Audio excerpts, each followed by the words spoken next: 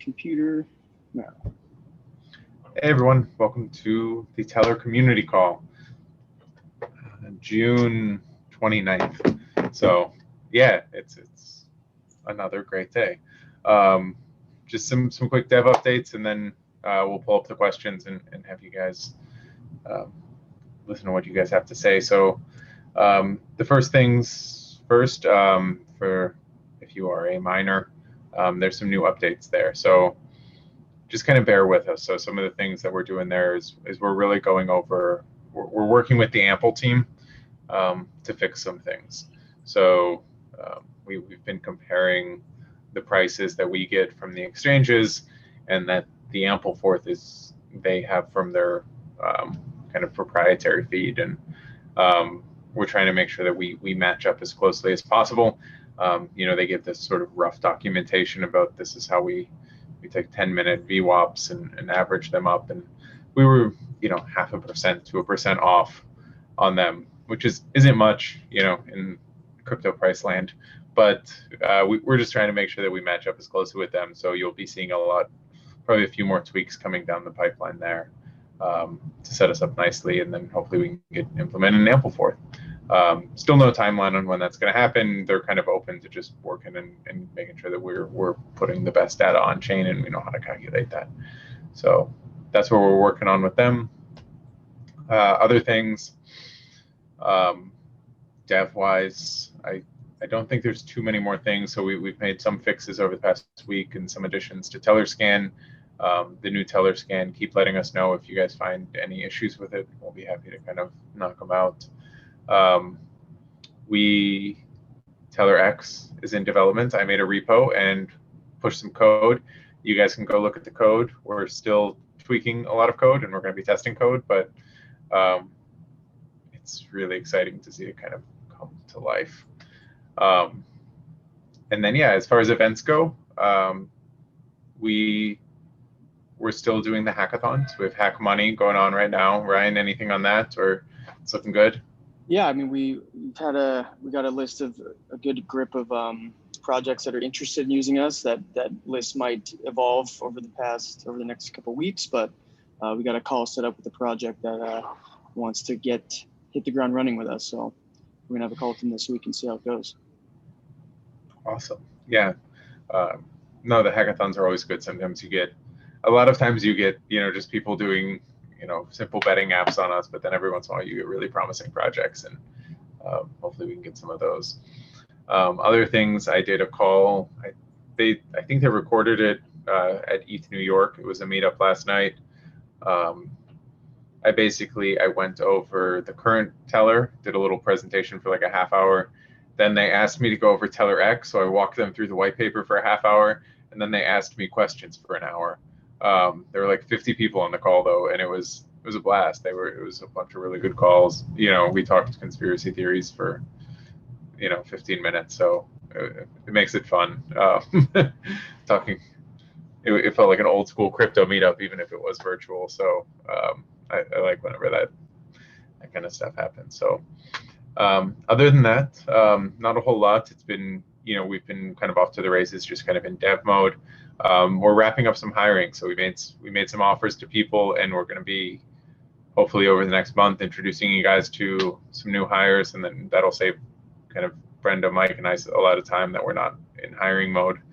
But yeah, so I think we're bringing on some good people. And speaking of bringing on good people, we actually are introducing you guys to two people today. So we have with us Chris, who is our new intern here at Tellor, and then we have Sean, who is kind of he's heading up marketing here at Tellor. So I think we'll go in that order because Chris is alphabetically before Sean.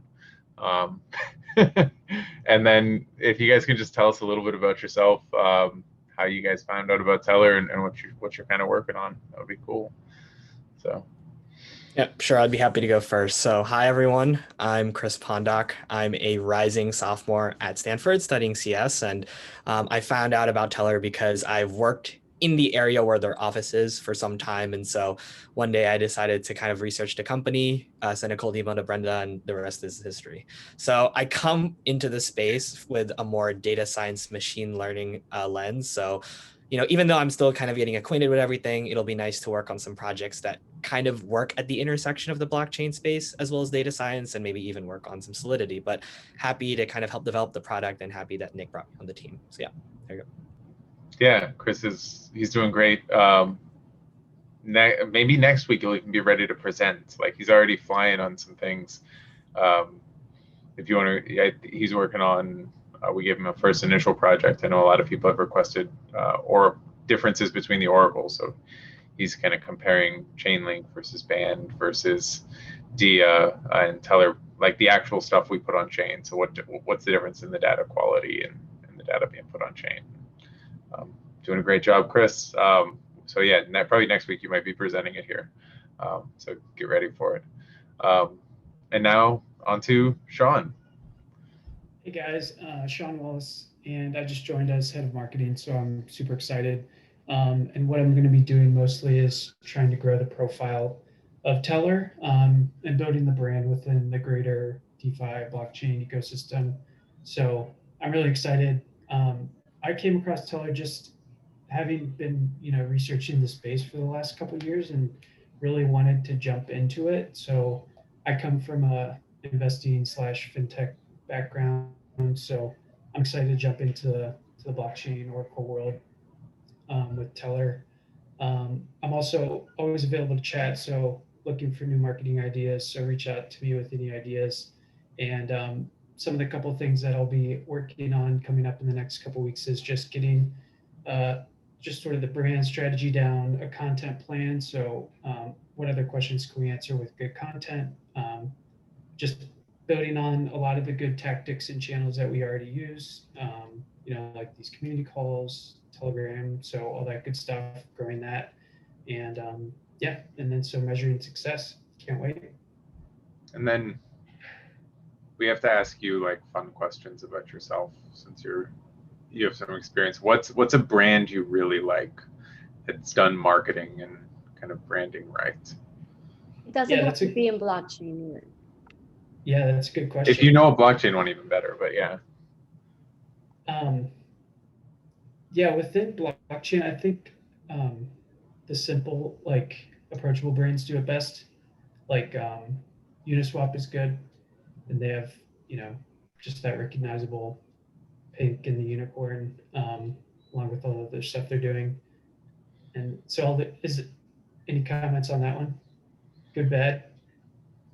Yeah, I have my issues with AMMs, but yeah, their branding's pretty good. I mean, they do keep it. I'm a fan of the minimalist style. Their UI is super simple and slick. Yeah. So definitely, I can jive with that.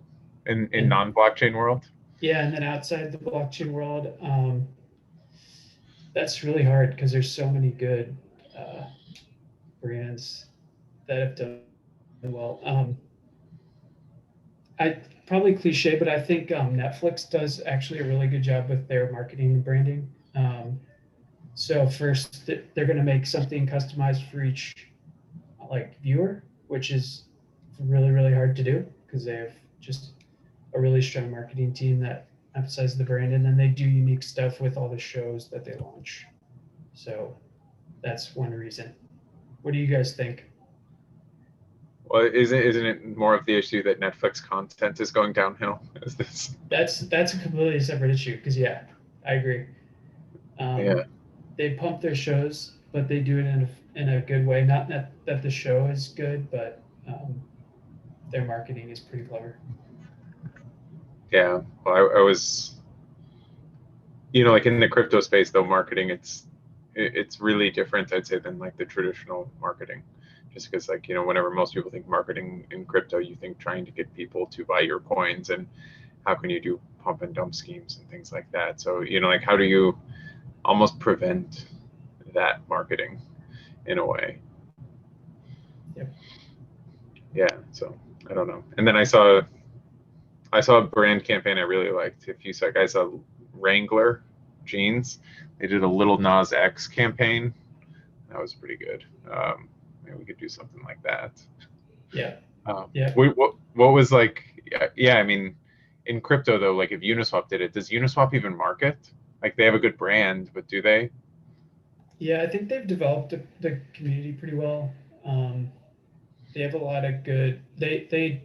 So what I'm thinking about is like all the places that we can appear and talk about Tellor. So if it's like a blockchain publication or blog even, or like just matching up with other like influential people in the space, I think Uniswap focuses a lot on that. So one way for us to do that too. Cool.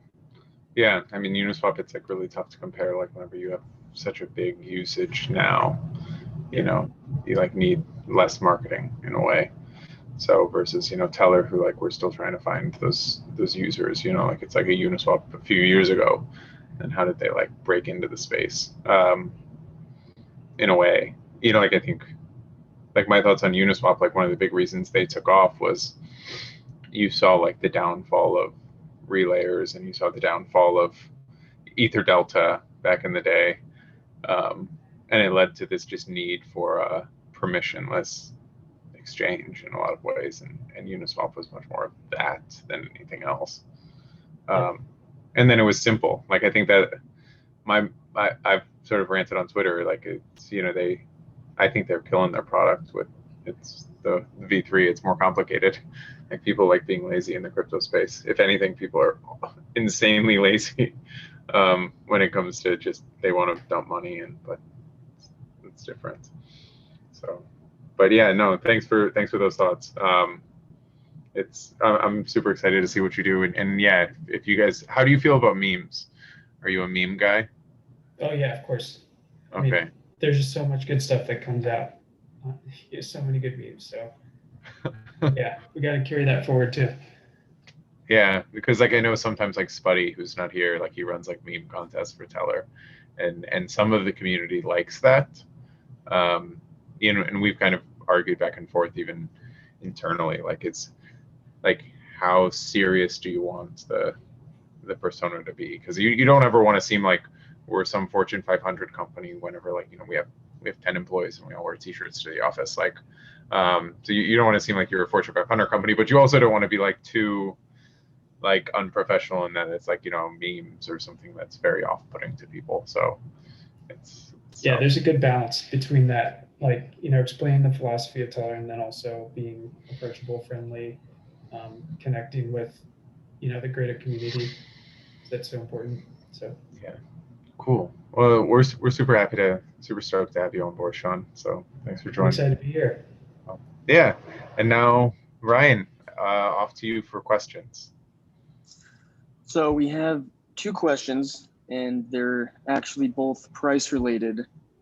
So I don't know one is asking if they can get a loan to cover the price drop, and the other is asking where is the price going to be next year. Yeah, no, I wish I knew the latter question. You know, it's really tough. So who knows? We obviously can't predict that. And I know you cannot get a loan to cover it. I think, you know, ultimately, like I hope that somebody eventually starts picking up, you know, the ability to short different coins and have more of the ability to borrow Tellor in some ways, you know, lending protocols for some of these smaller coins. So, you know, like I know Aave is working on it. So like if you could have like a Tellor, you know, some coins, like we could just launch like a Tellor lending protocol, which would be cool. But I don't know how useful it would be necessarily. So, or how many people, because you see all of these things where people are using these lending protocols, but a lot of times it's just to get short price action or something like that. So who knows? But we don't know where the price is going to be, but we are working really hard. Tellor X is going to be coming towards the end of the year. So I think that's, you know, if you guys focus most on the product and the fact that we're trying to be as flexible as possible to onboard as many users as possible for the year, I think that's a better gauge of, you know, how we're going to do on the long run. Yeah, and I think I talked a little bit in last week's call on Tellor X. If you look at the tokenomics piece, once we do launch Tellor X and we have the treasuries, we'll actually have a little bit more certainty on some longer term price, since you can use the treasuries almost to dampen some of the price moves. Because if the price shoots up really high, you want to make sure that you let more supply out into circulation, and you try and prevent it from going parabolic. And then same with whenever it goes down, you can issue more treasuries, pull some money out of circulation, and keep the price a little bit more stable. So we'll have some of those effects. So it'll be, of course, it's steering a boat with a spoon or something, but it's not perfect, but at least you'll have a little bit of directional control to some of the price movements. So that's it. Yeah, well, thanks everyone for joining. Hopefully you guys enjoy it and watch it. Let us know if you guys have any questions, and next week, yeah, we'll talk to you guys. And I think next week, it's a holiday, but not holiday weekend, but Tuesday will not be affected. So see you guys next week, Tuesday. Talk to you soon. And welcome on board, Sean and Chris. Yes. So.